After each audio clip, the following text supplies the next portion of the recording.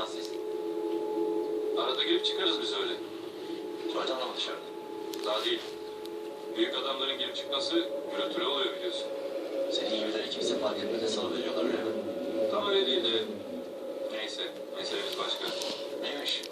Soydan Bey sana o hep isteyip durduğun emekli ikramiyeyi vermek istiyor. Al. Çok gördük bize altın fırsat.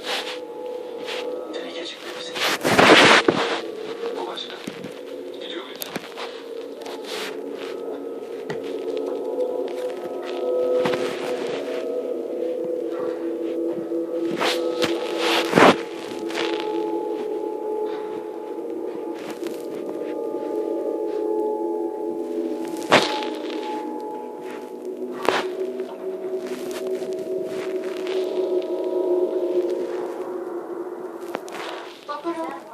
Hüsnücüğüm.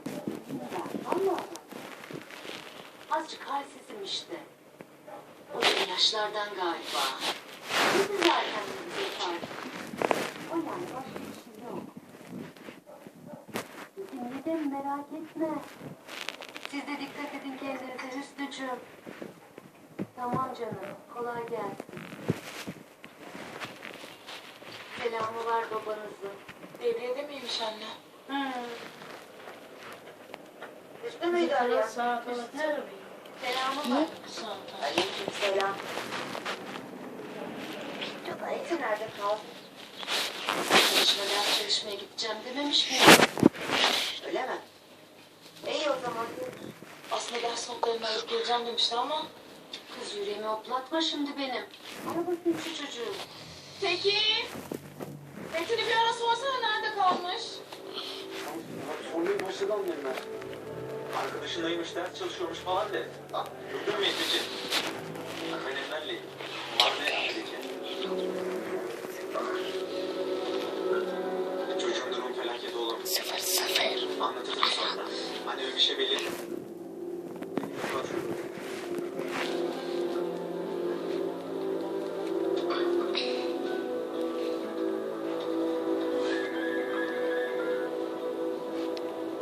Efendim Metin.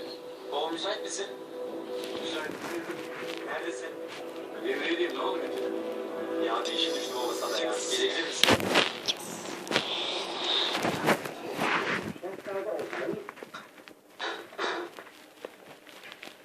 Canım hoş geldin.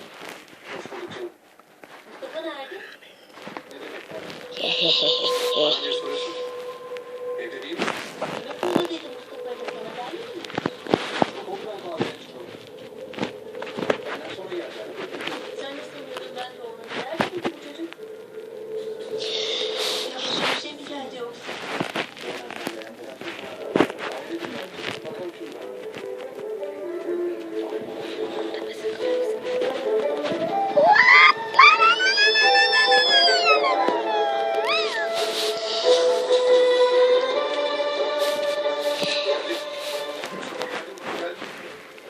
Yemek getirmiş. Sen çıktı deyince biraz oturdu.